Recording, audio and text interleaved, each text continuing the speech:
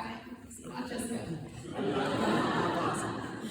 I just asked him, how are we going to do this without crying? I mean, we've seen that video 20 times and we still cry every time. So I asked him, how are we going to do this without crying? He was like, literally not possible. Great. Okay.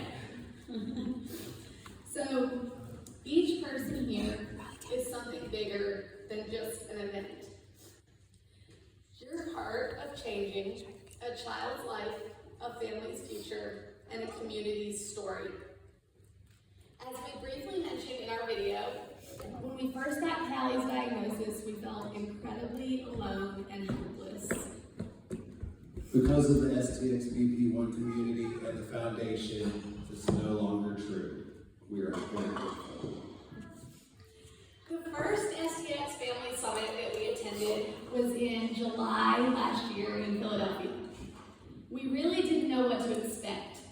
We knew from the Facebook group, the parent Facebook group, that it was a really supportive and positive place.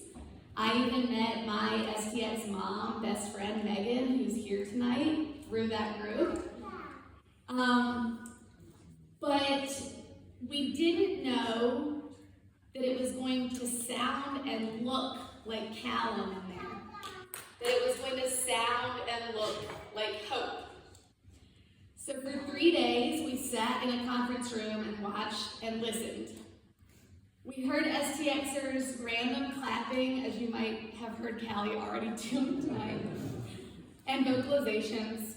We heard the sounds of dropped or thrown cups, mostly identical to Callie's because it turns out we all buy the exact same brand cup for kids.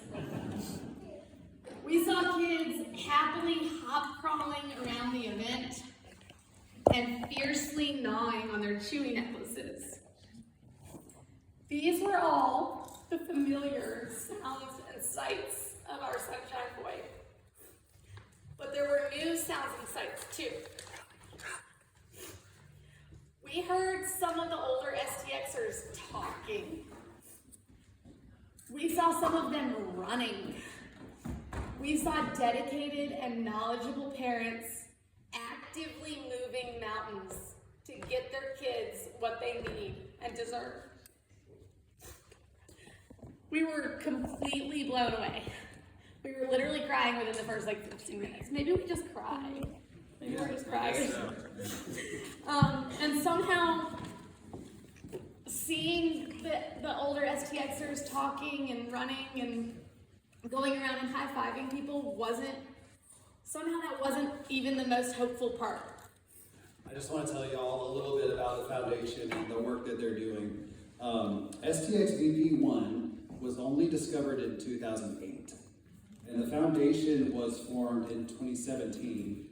In 2019, at the foundation's first scientific meeting, the team mapped out 4 roadmap priorities to advance STXBP1 research.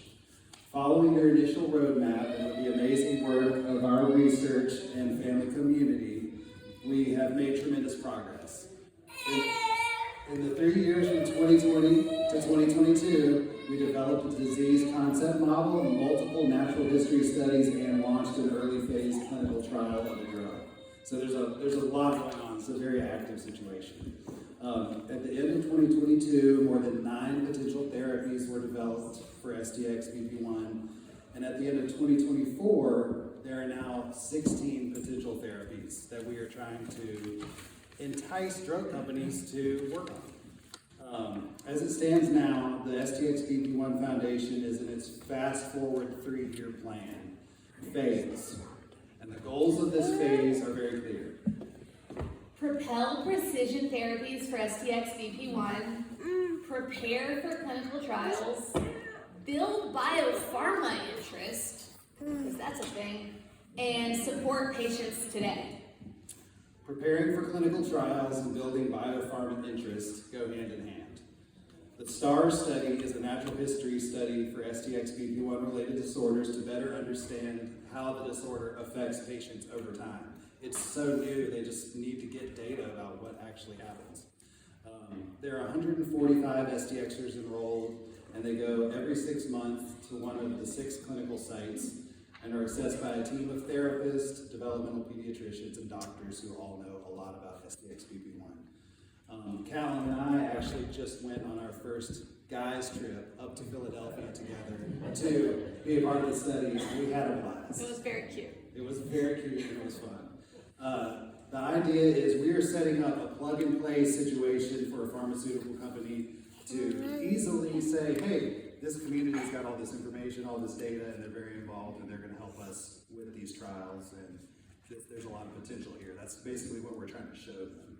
So the idea is the sciencey thing that we had to have a couple meetings with our director for her to explain to us, is that we are trying to be able to present the biopharma companies with hard data and biomarkers of patients and families with STXBP1 gathered through the STAR study of what STXBP1 looks like across the board. This is important because once the clinical trials begin, of which, as Jon just said, there's a lot of choices now, we will be able to have hard data to compare to know if the clinical trials are working. And with a lot of rare diseases, they don't have that to present to the big guys in the biopharma world, so it doesn't look enticing to help. Yeah, basically we want to make it as easy and as potentially profitable as possible for a pharmaceutical company, or many of them, to want to be involved.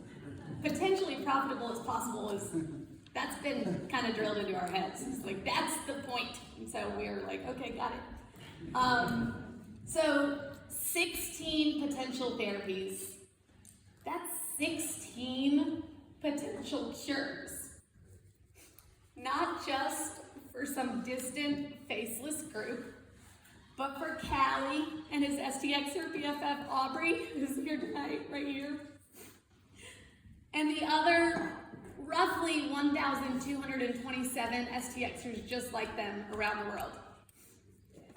That's not an abstract number.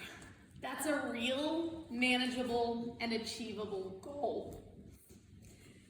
These are children whose lives we can change, whose futures we can rewrite. And hopefully, with your help and a lot of other people like you, we can make that happen. Thank you so much for being here tonight. For believing in our kids and for helping us work towards a cure. Thank you. Thank you all so much, and thank you to the Browns. Oh yeah, oh my God, yes.